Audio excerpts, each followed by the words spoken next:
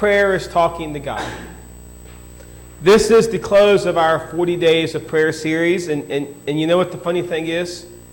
I've taught you absolutely nothing. Huh? I didn't give you a single verse that you probably haven't already read some point during your church experience. I haven't given you a single new concept that you didn't already know. I haven't given you any new information that makes your prayer life stronger. You know what this whole thing just did? It just gave you the opportunity to focus on the idea of prayer. I didn't teach you anything. Absolutely nothing. You know why? Because I don't have to teach you how to talk. Trust me, I know most of you. You already know how to talk. You already know how to express your opinions. You already know how to say when you're unhappy. You already know how to tell when you have problems in your life and what you need in your life. You have absolutely, positively no problem expressing those. You know how I know? Because I've heard them many myself. I mean, we have no problem when we're talking to each other, looking at each other, talking to each other, telling each other what's going on in my life. And, you know, we don't have that problem, but this concept of prayer just seems to baffle us when it's really no different. It's just talking.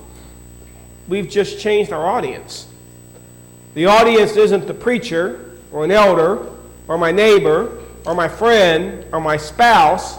The audience becomes this person, this personality that we call God. And for some reason, when I change who I'm talking to, my tongue don't work so well anymore. I've got back problems. You know what my back problem is? I got this yellow streak that runs up the back of it, and I don't want to say anything. For some reason, this idea of talking to God is intimidating to us, and I guess maybe it should be, because after all, He is God. But He's also the God that loved me so much that He sent me Jesus to die for me. So if you think this has been some great sermon series, I'm glad you enjoyed it. By the way, if you think these are the best sermons that ever got preached here, remember, I didn't write these things. We purchased these, and I'm literally just going right by the notes that they sent me with a few berry wrinkles here and there just to make them ours. And so we've talked all we can talk about this idea of prayer. As a matter of fact, there's nothing else to say about it. Because the fact is, if you don't want to pray, I can't teach you to pray. Can't do it. If you have no interest in praying, there is no amount of sermons, no amount of lessons, no amount of anything that's going to encourage you to pray. Either it's part of your life or it's not. And if it's not, the only person that can make you make it part of your life is you, not me. So you're probably wondering, well, if there's nothing else to say, why are we at church today talking about prayer? Well, because today I'm not going to teach you how anything as far as concerning how to pray. I'm going to address a topic that many of us struggle with. Many times God promises to answer prayers in the Bible. Jeremiah chapter 33:3 says, "Call to me and I will answer you and tell you the great and unsearchable things you do not know." And the truth is, God always answers your prayer, but not always in the way that we want. Remember, we're not dealing with a genie. We're not dealing with a vending machine. He's not Santa Claus granting your Christmas wishes. The Bible is full of examples when God heard a prayer and He answered it, but the answer was no. Did you know that God said no to Abraham, Moses, David, Job, Jonah, Peter, Paul, and even Jesus? In the Garden of Gethsemane, He said, hey, can we find another way to do this whole save the world thing? And the answer was no. You see, it's often confusing because if God is really a loving, all-powerful God, then why on earth would He deny our request? It's frustrating. It's irritating at times. After all, doesn't God know that I really needed that thing I prayed for? So today we're going to talk about what do we do when God says no. When God answers our prayer, but it's not yes, here, have, or even wait. The answer is just no.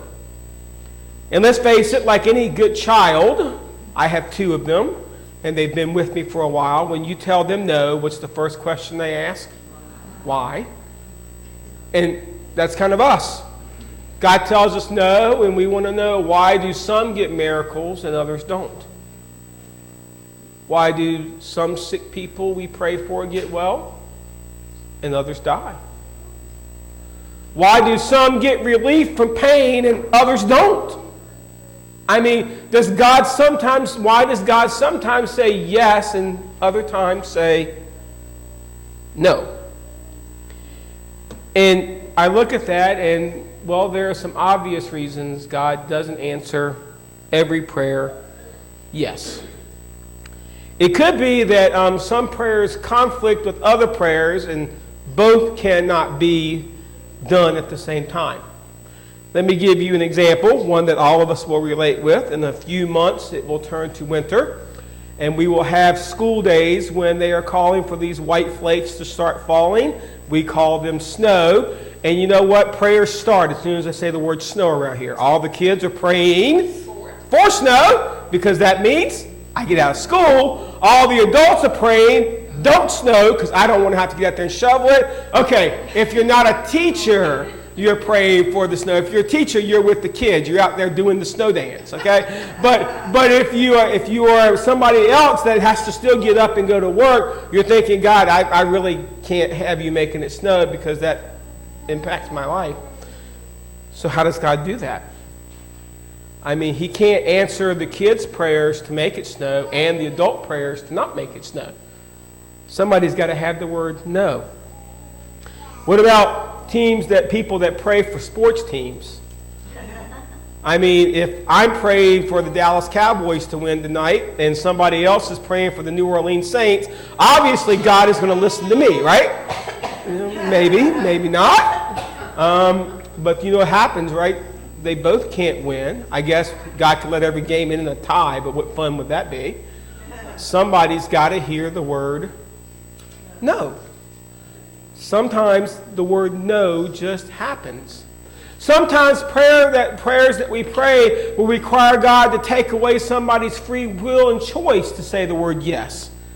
Think about the idea of a child whose parents are going through divorce and they pray to God, God, make them stay together. Can God make them stay together? Well, I guess technically he could, but if he did that, he would take away all of their free will in doing so to make them stay in a relationship that they don't want to be in. And so can he really answer that prayer? Yes. What about a spouse that's praying for their other spouse? That God make them stay? Well, you can't make somebody do that, because you would take away their free will. In the absence of having free will and choice, you know what else you would do? You take away their ability to love. And what good would that do anybody?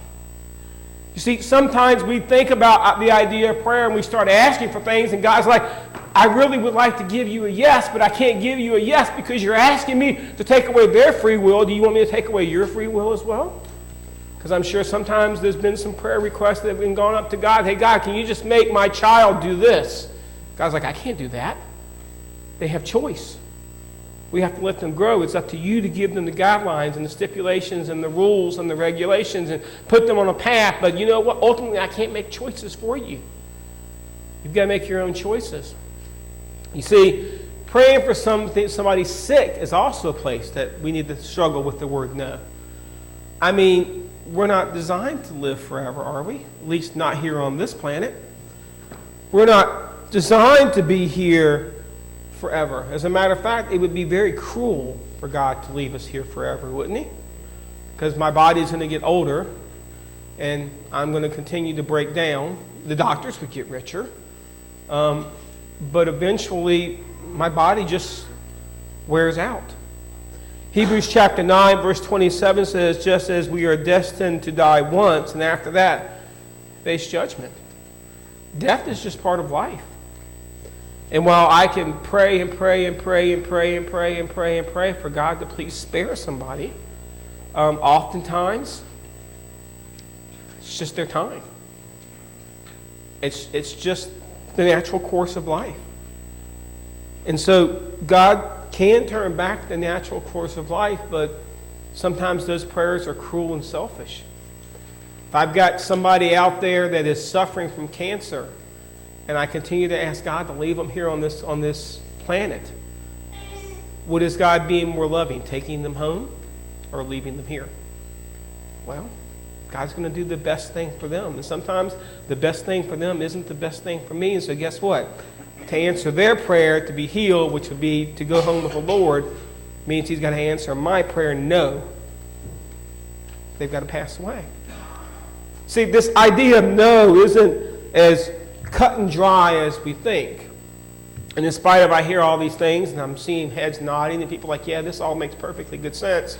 Many times the answer no doesn't get any explanation. I mean, we ask for something, and we think we asked the correct way, and you know what, we've done all of our due diligence, and maybe we even read some Bible verses and quoted them to God as to why this would be a good thing, and there's going to be nothing positive that happens, and God still says no. And I just want God to explain to me, why no, God? So this morning, before we talk about how to deal with the answer of no, I'm going to give you some reasons why God might say no. And then we're going to talk about what to do when God does say no. Because as you build a prayer life, let me give you a guarantee. Eventually, you're going to get a no.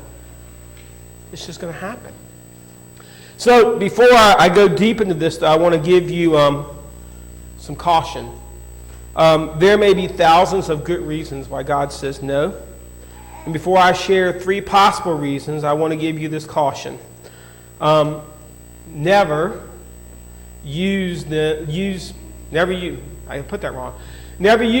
with someone that I can't say this right. Never use them when someone is in pain because you don't know why God said no to them. I typed that wrong. Never use what I'm about to share you as a means to come along somebody and say, well, I know why God said that. You don't know why God said no. So I'm not giving you something to go and be counselors. I'm giving you something to think about for yourself. Never presume to know why God did something unless he tells you. So if somebody is struggling, do not go to them and say, you know what, our preacher preached this really cool sermon a few years ago, and he told me why God said no, so let me share this with you to make you feel better, because it's not going to make them feel better. Now, if God opened up the heavens and parted the skies and said, this is why I did this, go and tell them, then by all means, go and share why God said no. But if God doesn't tell you why he said no, then don't you ever go and try to explain to somebody else why God said no, because it's never going to help them. You see, these are 3 of the many reasons God said no, but these are the reasons, these are the big ones that we can see a lot of sense in if we start looking at this. You see, the idea is that sometimes God says no because he has a bigger perspective. See, sometimes God says no because what he says means more than what I think. Proverbs chapter 2, verse 8 says, I'm jumping ahead, sorry. Proverbs chapter 2, verse 8. I turned the page. I'm having one of those mornings. I've had too much allergy medicine, I think. Okay. Hebrews chapter 4, verse 13. Nothing in all of creation is hidden from God's sight. Everything is uncovered and laid bare before his eyes of him who must give account. You understand that God sees your picture better than I do. God sees your picture better than you do. God's perspective has no limits. He can see past, present, and future all at the same time. Me, I am lucky if I can see what's on my page in front of me this morning. We're having one of those mornings. So sometimes when God says no, it's because he's got a better view of the sky than you did. He's got a better view of the situation. See, my perspective is extremely limited. Let me ask you something. For those of you who are parents, have you ever asked your kids for something, that your kids have asked you for something that you're looking at and you say, what would you do with that? I can remember when I was a child, I asked my parents for a Corvette. They were cool cars. And there was a television show on that they, the person drove the car, and these were cool people, and they wore sunglasses. And I can remember. And you know what the cool thing is? I got it. In my stocking was a little bitty Matchbox car. And my dad told me to plant it and wait a few years, and maybe it'll grow. Sometimes we're looking at this and our perspective is very small because, I'm thinking how the benefit would be if I had this cool car to go to school in. What's the problem? I can't drive it. By the time I was old enough to drive it, the tires would be dry rotted and the engine would be no good and it would be nothing for us to drive because my perspective was all about what? How cool it would be. My parents had to think about wires and tires and antifreeze and gas and insurance and the fact that I can't drive a car, so what do I need with it? You see, their perspective got a little bigger than mine, and so they told me no. They told me it's not going to happen. You see, sometimes God's perspective just flat out protects us. For the guards, the course of justice. I cannot read anything this morning. For the guards, the course of the just, and protects the way of his faithful ones. So he is this guard. He is the person that is there protecting us. And sometimes his perspective just means that he has to tell me no because you know what? What I've asked for is dangerous. I mean, haven't you ever asked for something and then this was a bad idea? I mean, I asked God for the big house, but you know it comes with the big house, right? The big house payment. Unless God also drops $1 million on you. I asked God for the fancy car, but that means that limits my ability on what I can do. I asked God for the better job, but the better job means I've got to spend more hours at work, which means I have less time for my family and less time for my faith. And so you understand God's perspective is that I'm going to tell you no, not because I don't love you. I'm going to tell you no because I'm going to protect you from your own request. Because I can see down the road what this is going to do to you. And this is important for us to remember. Now, sometimes God's perspective, it pushes us a little bit. Sometimes God tells us no because he wants us to learn a little more lessons. Think about Daniel. What was Daniel's big prayer of his life? Keep me from being fed to the lions. What did God say? No. But I am going to shut the lion's mouth and make you live amongst the lions. Think about the 3 Hebrew men, Shadrach, Meshach, and Abednego. What was their prayer? Don't let them toss me into the fiery furnace. God said, no. I'm going to let them toss you in the fiery furnace, and then I'm going to come with you, and I'm going to protect you. Think about Paul. Paul wanted so desperately to go and evangelize Rome. He had planned his little missionary journey. He arrived in Rome in chains. He arrived in Rome as a prisoner, and he never got to do what he wanted to do in Rome. But because of him arriving in chains, you and I are blessed with 13 books of the Bible. You see, God's perspective means that God sometimes has to say no because he's got the better picture. And well, sometimes God says no because he has a better plan. Sometimes God wants to fulfill what you're asking for, but he's just got to let it happen in a different way. In his infinite wisdom, he has a better idea, according to Isaiah 55, verses 8 and 9. For my thoughts are not your thoughts, neither are your ways my ways, declares the Lord. As the heavens are higher than the earth, so my ways higher than your ways, and my thoughts than your thoughts. You see, God has more than one way of doing things. Unlike you, his options are limited. He has many alternatives. Let me give you an example. Struggling with financial debt and you go to God and say, help me. He has many ways to increase your income. He doesn't necessarily have to give you some exorbitant job or some ability. He has many ways that he can solve that. He has many ways that he can reduce your debt. Some of it by asking you to take some financial responsibility. He's got many ways he can go about it. It doesn't mean that he's got to give you 10 numbers in a row so that you can put them on a card and go down to the convenience store and turn them in, and they can call out the 10 numbers and somebody brings you $25 million to your house. I mean, that would be my way of doing it, but God might have a better plan because odds are if they brought me all of the money, I'd figure out a way to blow that too. You see, God doesn't always give us the way that we want it done. Now, God says no when he has a greater purpose. Now, this is an important one. See, because the idea that God has a purpose for my life sometimes goes beyond me. But in 2 Corinthians chapter 4, verse 17, this is what it says. For our light and monetary troubles are achieving for us the eternal glory that far outweighs them all. So we fix our eyes on what is seen, not on what is seen, but what is unseen, since what is seen is temporary, but what is unseen is eternal.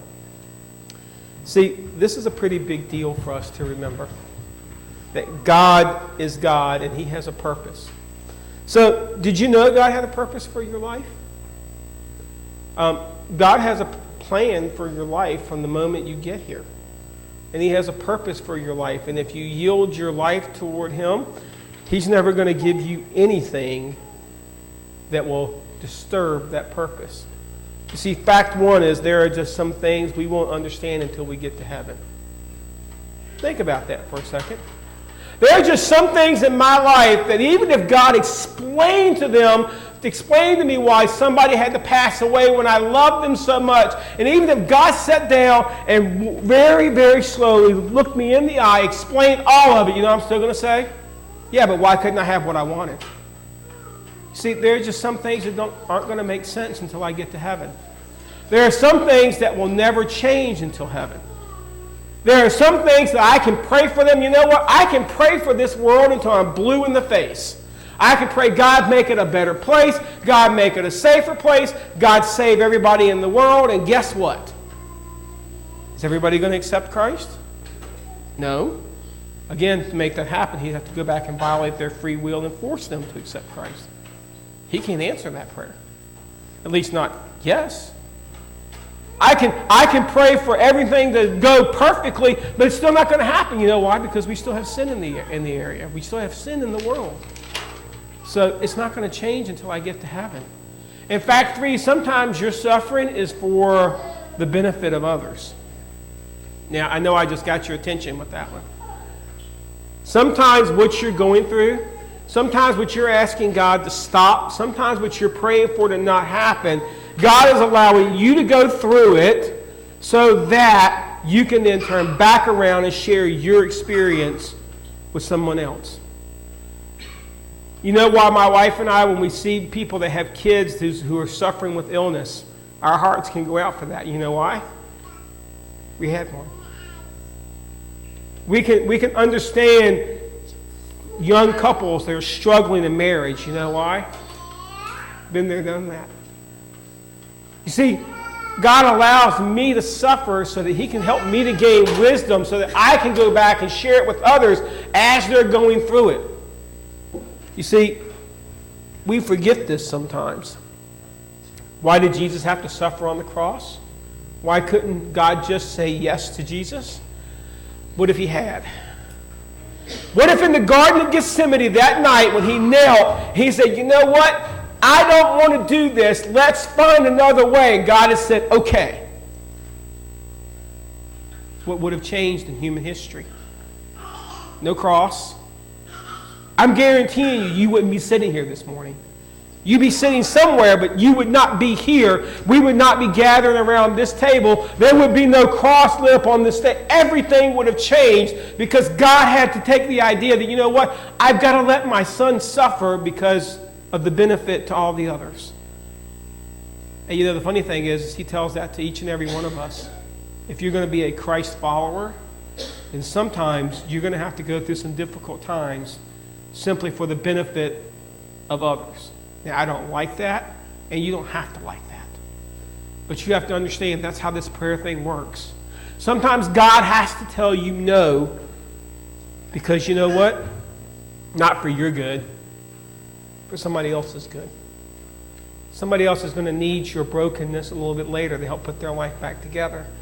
God says, so I've got to let you get broken. And that's hard for us. But that's how prayer works. That's why it's talking to God, not making requests. That's why it's talking to God and not making wishes.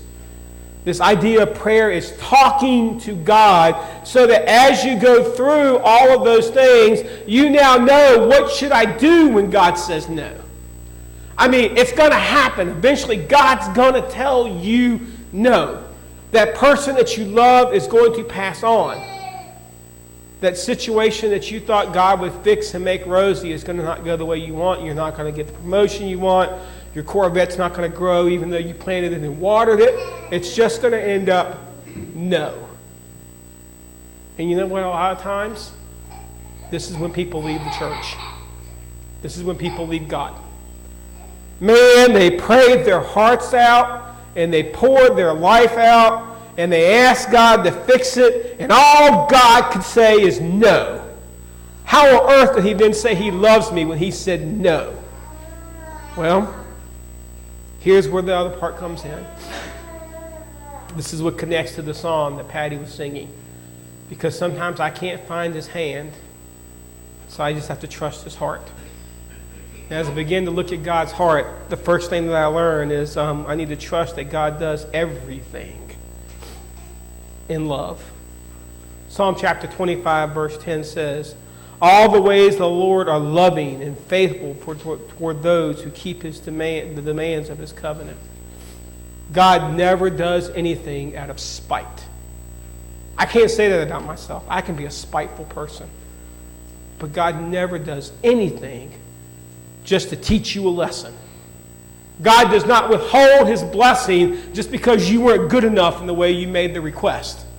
God does not withhold his blessing to teach you some kind of twisted lesson about how much better he is than you. See, that's not God. That's not God's heart. Because if God was going to do that, then why would he not just withhold Jesus, right? Why would he bother to go through all of that suffering? He could have just withheld that one thing, and you know what? All of this would have been over.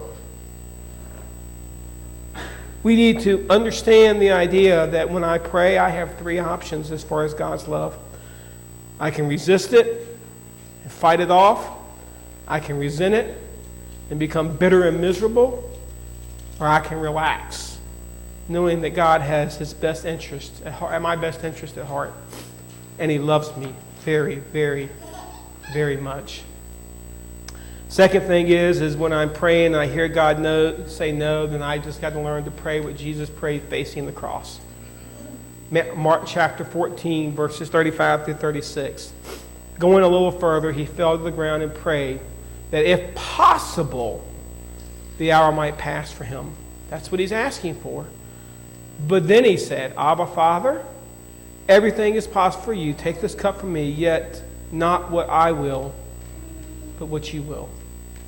Sometimes I just have to remember that God is saying no, and I just have to look at God and say, okay, God, I don't like the answer, and I would love for you to reconsider the answer, and I'm not expecting you to explain to me why the answer is no, but I am willing to say, you've got the better picture, you've got the better perspective, you've got the better understanding, and so you know what, this is just one of those moments, I'm going to have to let you use the word that my kids hate, and that is BIS. You know what BIS stands for? Because I said so.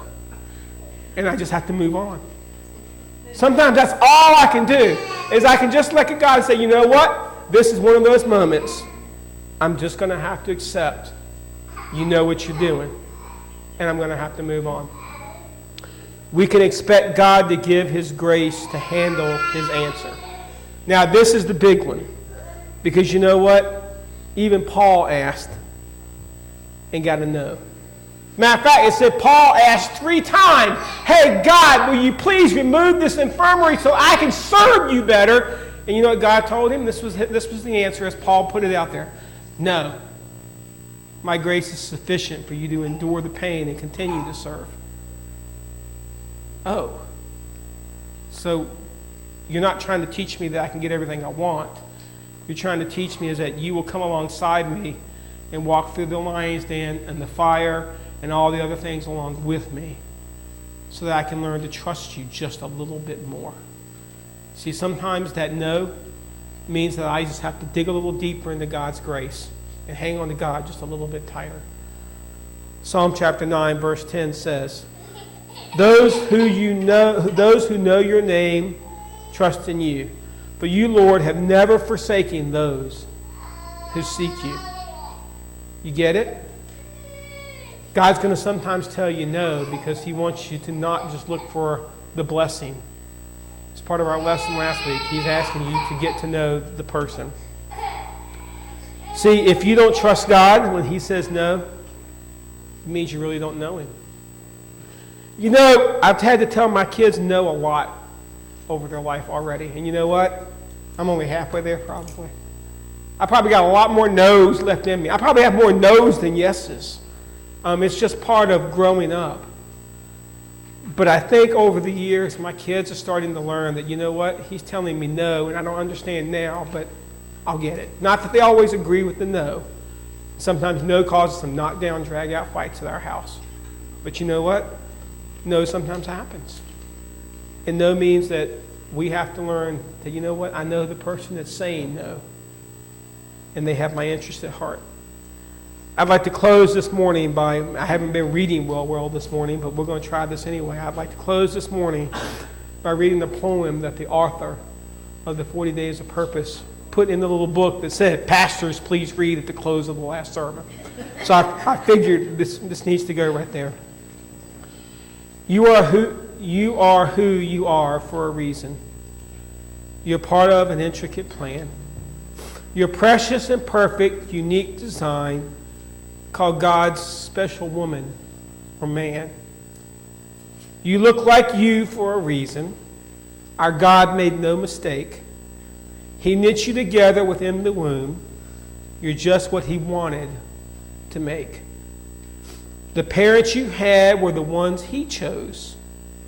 And no matter how they made you feel, they were custom designed with God's plan in mind, and they bear the master's seal.